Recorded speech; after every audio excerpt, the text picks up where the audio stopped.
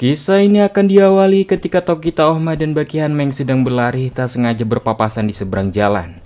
Dan entah bagaimana di momen ini mereka berdua seakan merasakan sebuah ikatan misterius membuat mereka menatap tajam satu sama lain. Bersamaan terjadi guncangan akibat gempa.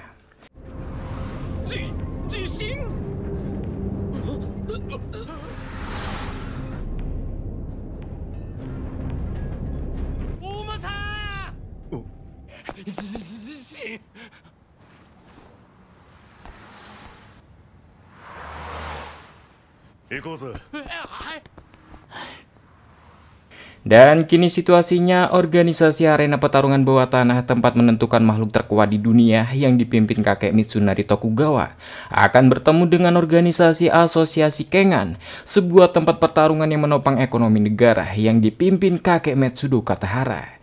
Kedua organisasi ini akan saling mengadu petarung terhebat mereka untuk menentukan petarung siapa yang paling unggul. Singkatnya, Payamashita, Tokita, dan asistennya Nona Akiyama sudah sampai di Tokyo Dome, arena bawah tanah yang rahasia. Nona Akiyama menjelaskan jika turnamen bawah tanah ini sudah dimulai sejak zaman Edo. Pendirinya sendiri adalah wakil shogun sejagat Tokugawa Mitsukuni. Dan arena ini kini sekarang dipimpin kepala klan Tokugawa ke-13 bernama kakek Mitsunari Tokugawa. Sama halnya dengan asosiasi Kengan sendiri didirikan oleh shogun ke-7 Tokugawa Letsugu. Mendengar cerita itu, Payamashita terkejut, siapa sangka dua organisasi ini ternyata didirikan oleh klan keluarga Tokugawa. Namun yang membuat Payamashita terkejut mendengar cerita dari Tokita yang ternyata pertemuan penting dua organisasi seperti ini dipengaruhi saat kakek Katahara dan Tokugawa sedang mabuk minum sake dan sepakat iseng ingin mengadakan laga lagi setelah sekian lama. Perlu diketahui, pertemuan ini bukanlah pertama kalinya, melainkan sudah pernah dilakukan sebelumnya. Dan Katsumi yang sedang berkumpul bercerita yang pada lainnya jika ayahnya Orochidopo pernah diundang di turnamen asosiasi Kengan mewakili petarung bawah tanah. Dan ayahnya harus istirahat 6 bulan setelah acara itu. Dan Retsu juga pernah mendengar jika para petarung di sana saling bertarung mewakili perusahaan-perusahaan raksasa.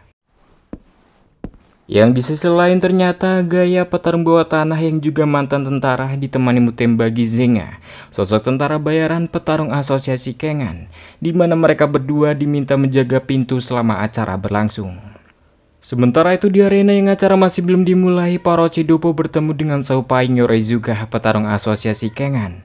Yang perlu diketahui ternyata Orochidopo pernah berduel dengan ayah kandung dari Saupaing mewakili petarung bawah tanah di masa lalu. Yang di sini Saupaing sangat senang bisa bertemu dengan Orochidopo. Tanya mereka yang sudah saling kenal, ternyata di sini ada Oliver mengenal Julius Reinhold, petarung asosiasi Kengan, dan ada Sen Hatsumi dan pasti Bukawa Gok yang mulai saling mengenal. Sementara itu para petarung asosiasi Kengan duduk di seberang arena berhadapan dengan para petarung arena bawah tanah. Bahkan Adam Dudley dan Chiharu Shiba mulai saling menatap seakan ingin menghabisi satu sama lain. Sementara itu di ruangan lain ada Dr. Hanafusa, petarung Kengan bertemu dengan dokter petarung bawah tanah Shinogi Kureha. Yang ternyata mereka berdua sudah saling mengenal, diketahui keduanya sudah berteman sejak saat kuliah kedokteran. Bersamaan acara akan dimulai. Di sini kedua pimpinan organisasi memberitahu jika peraturannya sangat sederhana, semua cara diperbolehkan kecuali penggunaan senjata. Pemenangnya yang berhasil bertahan hingga akhir. Dan laga ini hanya berlangsung 3 pertandingan saja di mana para perwakilan sudah mereka tentukan. Dengan disaksikan para petinggi dan pejabat penting asosiasi Kengan dari layar dan dipandu Sayaka dan Jerry Tyson, pertandingan pun akan dimulai.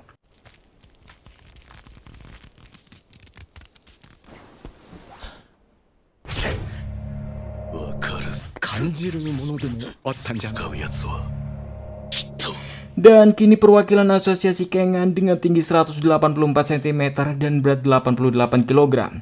Petarung dari Myanmar, dia adalah Saupaing Yorezuka. Sementara itu perwakilan arena bawah tanah dengan tinggi 190,5 cm dan berat 166 kg. Sosok bos Yakuza dan sekaligus petarung nomor 1 Jepang. Dia bernama Kaoru Hanayama. Dirasa sudah siap, pertarungan pun dimulai.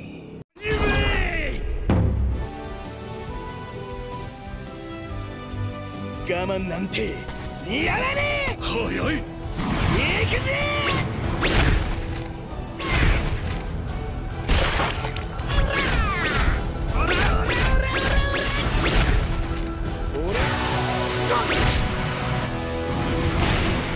Satu serangan Hanayama berhasil membuat Sopaing terlempar ke pinggiran ring. Jun Sakibayashi pernah mendengar jika Kaoru Hanayama sama sekali tak pernah latihan untuk menjadi kuat. Bisa dibilang itu adalah bakat alaminya yang istimewa, membuatnya menjadi sosok monster yang cukup disegani di arena bawah tanah.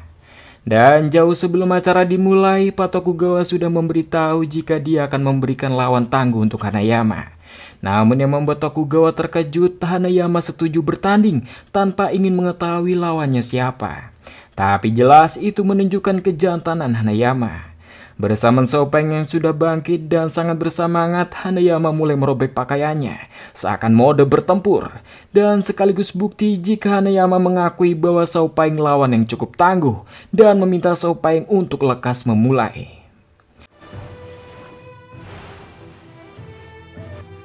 Koi, すごすぎるぜ。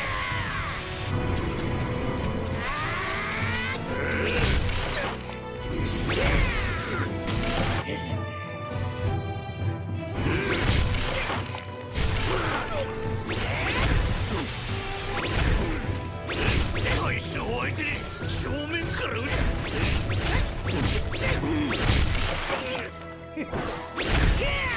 Di sini Sopaing sangat bersemangat dan membenarkan cerita ayahnya jika petarung arena bawah tanah memanglah sangat tangguh. Dan sebelumnya Pak Metsudo Katara juga sudah memberitahu Sopaing jika Sopaing akan dipaksa menghadapi petarung arena bawah tanah sama seperti ayahnya Sopaing dulu menghadapi Orochi Doppo di masa lalu. Dan tanpa pertimbangan juga Sopaing menerima tawaran itu dan ia pastikan tak akan kalah.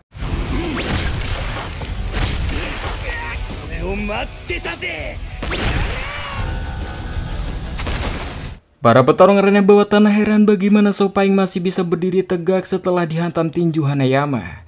Kaulan Dongsawa tak heran karena Sopaing sendiri sudah melatih kepalanya sejak umurnya 5 tahun, di mana dia memukul kepalanya sendiri dengan palu dan bahkan menghantamnya ke bebatuan, membuat kepala Sopaing terlatih menjadi lebih keras daripada logam.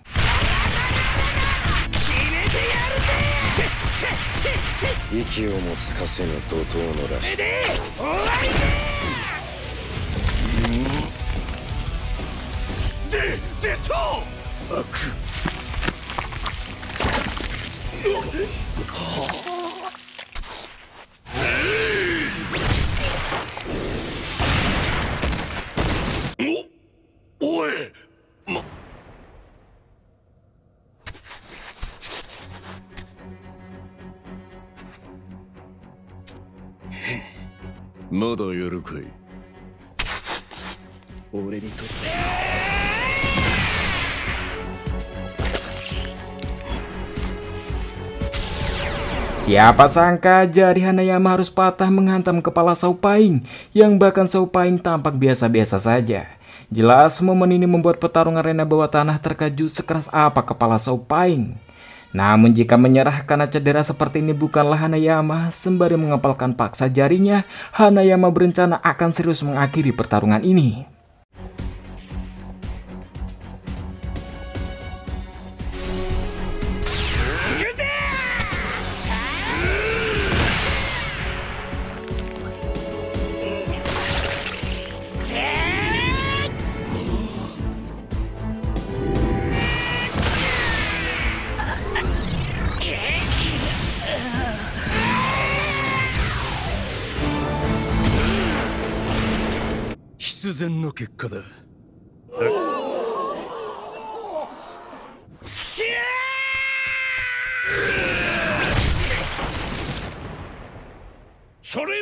Ya, pertarungan pertama pun akhirnya berakhir dengan pemenangnya adalah Kaoru Hanayama, perwakilan arena bawah tanah.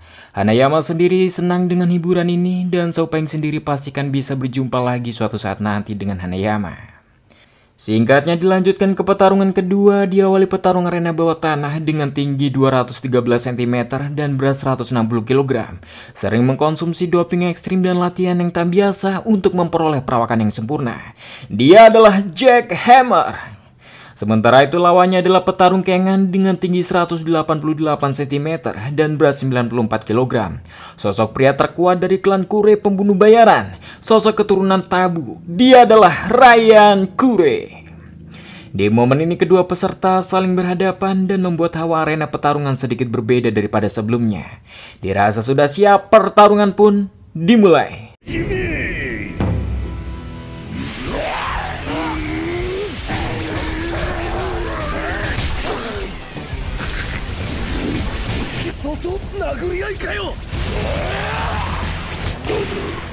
Sayangnya Jack harus terpental dalam adu tinju dengan Ryan Kure, membuat Ryan sangat kesal dan yakin Jack pasti bisa lebih memuaskan dirinya dalam pertarungan ini. Yang kemudian scene mundur agak jauh sebelum acara dimulai, Ryan sudah diberitahu oleh Pak Katahara jika sosok bernama Jack Hammer akan menjadi lawan dari Ryan. Diketahui Jack untuk meraih kekuatan dia mengkonsumsi doping dan membedah dirinya sendiri untuk memodifikasi tubuhnya. Bisa dibilang dia adalah petarung mesin tempur. Mendengar cerita itu membuat Ryan Kure tertawa dan heran bagaimana Jack bisa begitu disebut mesin tempur jika masih menggunakan doping. Dan tanpa basa-basi Ryan Kure menerima tantangan tersebut. Dan kini dia berencana akan menyerang. Taishita koto nakatta na. Konna mon ka.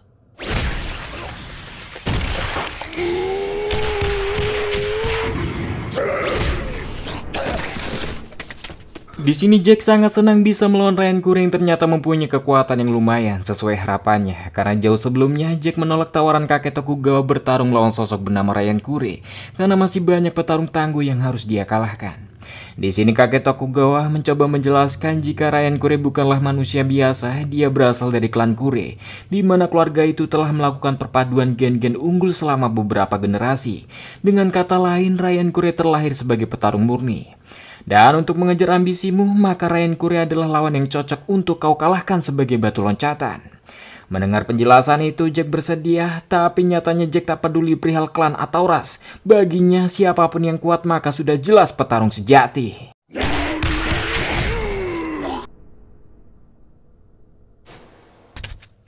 Di momen ini Ryan Kure baru ingat jika lawannya Jack adalah pengguna obat-obatan untuk mencapai kekuatan. Dan menurutnya kemampuan Jack sangat lumayan untuk dihadapi. Bersamaan Ryan mulai serius dan memakai teknik pelepasan menghapus batasan-batasan otaknya untuk meningkatkan kemampuan secara signifikan. Terlebih Ryan Kure memiliki tingkat pelepasan kekuatan sebesar 100%, hanya sedikit dari klannya yang bisa mencapai titik itu. Namun Jack tak gentar sama sekali dengan perubahan Ryan Kure. Bersama Jack mulai menelan obat yang sudah ia sembunyikan di mulutnya untuk meningkatkan kemampuannya.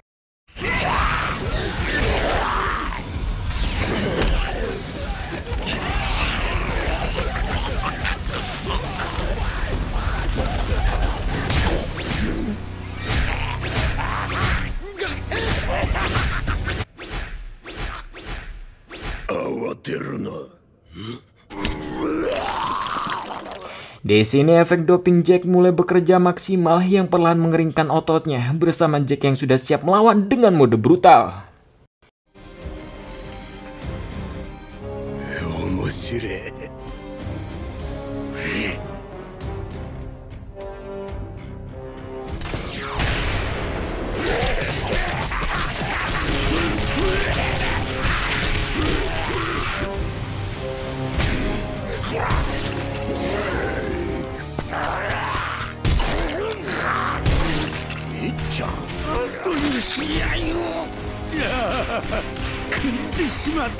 Stop!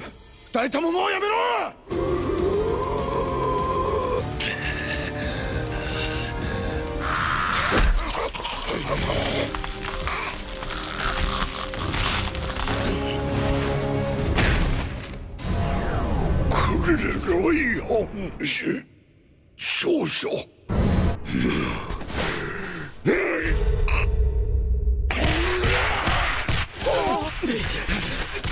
Jack yang sudah dinyatakan kalah masih berusaha bangkit dan mencoba melawan Ryan Kure, membuat Pak Tokugawa dan Metsudo Katahara kebingungan menghentikan mereka.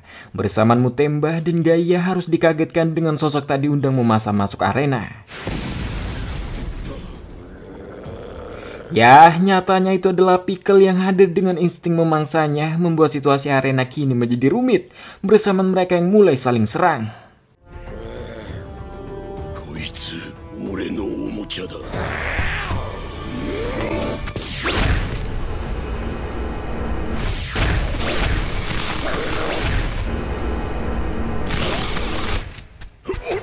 Beruntungnya ada Ohma dan Baki yang melerai mereka, dan Baki meminta kakaknya Jack untuk berhenti karena kau sudah kalah dalam pertarungan ini.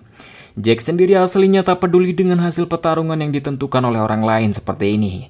Tapi ia pastikan suatu saat dia akan mengalahkan Ryan Kure sembari pergi. Ryan juga di sini sangat kesal pada Baki karena telah berani menendang wajahnya dan mengajaknya untuk duel. Baki sendiri tak keberatan memintanya datang kapan saja. Dan beruntungnya Pickle di sini juga mulai tenang dan mengerti situasinya.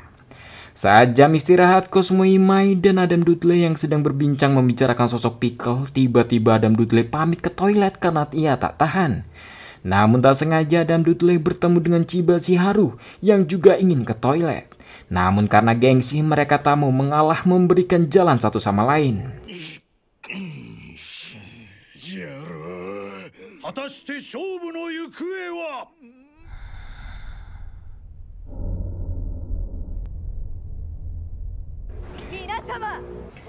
Singkat cerita, pertandingan terakhir akan dimulai. Diawali petarung bawah tanah dengan tinggi 168 cm dan berat 76 kg.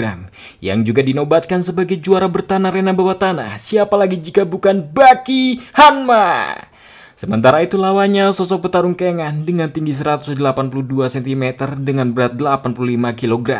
Dengan julukannya Asura yang mempunyai naluri liar dalam bertempur. Dia adalah Tokita Ohma.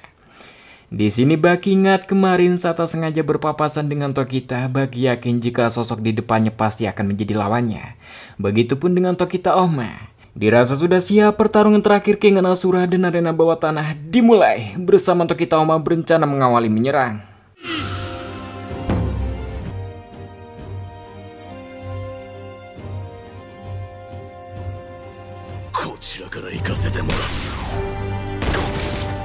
Ya, siapa sangka Baki menggunakan tendangan 0,5 detiknya di menit pertama. Membuat Cosmo Imai ini sangat heran ada yang menggunakan teknik zona yang hampir sama dengannya. Ya, namun serangan kedua Baki belum berhasil karena Baki harus kesakitan karena Tokita menggunakan gaya teknik kebal, di mana semua ototnya akan mengeras saat terjadi hantaman, dan teknik itu cukup efektif menetralkan semua serangan lawan. Walau begitu, Tokita Ohma tak bisa menganggap Baki lawan yang remeh, mengingat Nona Akiyama memberitahu Tokita jika lawannya Baki sudah digembleng pelatih elit dan diberikan fasilitas lengkap sejak kecil oleh ibunya. Dan berhasil bertarung menang melawan banyak lawan-lawan tangguh. Tak heran membuatnya juara bertahan di arena bawah tanah ini. Mendengar kisah itu, Tokita merasa bahwa Baki hampir sama dengannya yang sudah ditakdirkan bertarung sejak usia belia. Bersama Tokita mulai menyerang.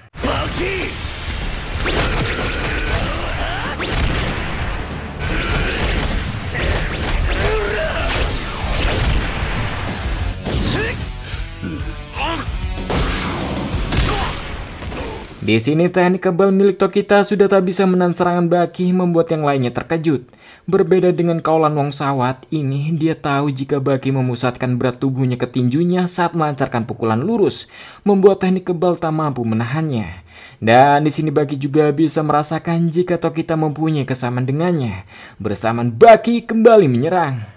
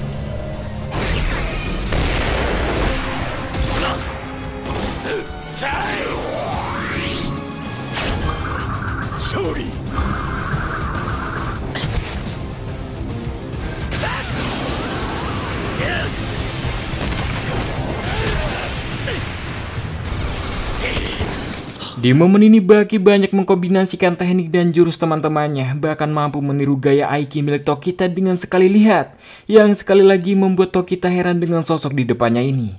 Begitu juga dengan Baki, dia mengaku sudah hampir mengeluarkan teknik dan jurus terbaiknya, namun Tokita masih bertahan, dan menurutnya tak diragukan lagi jika Tokita adalah memang lawan yang layak. Ya, tanpa aba-aba Tokita sudah memasuki teknik Dirasuki Dewa, yang menurut Kaiokaku jurus itu untuk melepas kekuatan laten, mempercepat sirkulasi darah dan mengubah panas tubuh jadi kekuatannya. Namun efeknya teknik itu akan membebani tubuhnya 5 kali lipat daripada biasanya. Walau begitu Baki masih belum kalah, dia mulai bangkit menampakkan otot punggung berwajah iblisnya dan membuat petarung Kengan terheran, dan kini mereka berdua mulai saling beradu tinju.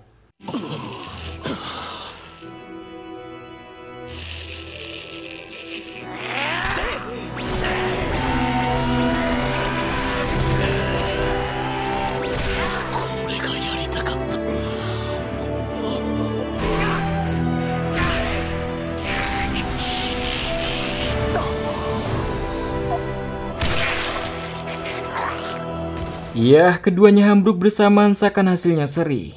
Namun tak lama kemudian beberapa petarung termasuk Baki merespon energi mulai mendekat. Ya, entah bagaimana Yujiro Hanma muncul di tengah arena, dan Yujiro baru tahu ternyata ada pemuda yang mewarisi gaya Nico dan tertarik ingin mencoba kemampuan Tokita. Baki tak membiarkan hal itu terjadi, tapi jelas membuat Tokita terkejut ternyata sosok yang menyeramkan di depannya ini adalah ayahnya Baki. Dan entah bagaimana juga kemudian muncul Gensai Kuroki yang datang karena terpanggil dengan energi yang dipancarkan oleh Yujiro Hanma dan tertarik ingin melawan Yujiro Hanma untuk menguji sejauh mana kemampuan bertarung dirinya. Bahkan Tokita dan Baki tak bisa menghentikan konfrontasi mereka berdua. Di sini Pak Tokugawa lekas meminta semuanya berhenti dan menyayangkan Yujiro dan Gensai yang datang terlalu dini membuat acara menjadi kacau. Karena Pak Tokugawa aslinya sudah berencana mengatur pertandingan untuk Yujiro dan Gensai suatu hari nanti. Dan sampai hari itu tiba, Pak Tokugawa meminta mereka untuk lekas pergi dari sini.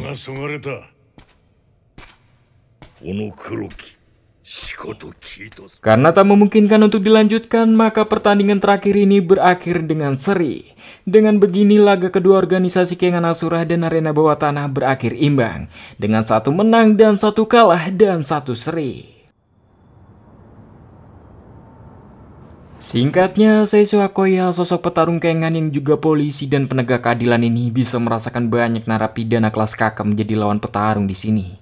Sementara itu Baki sendiri masih di ruangan favoritnya dan mulai membuat bayangan sosok Tokita yang sempurna dalam pikirannya untuk berlatih.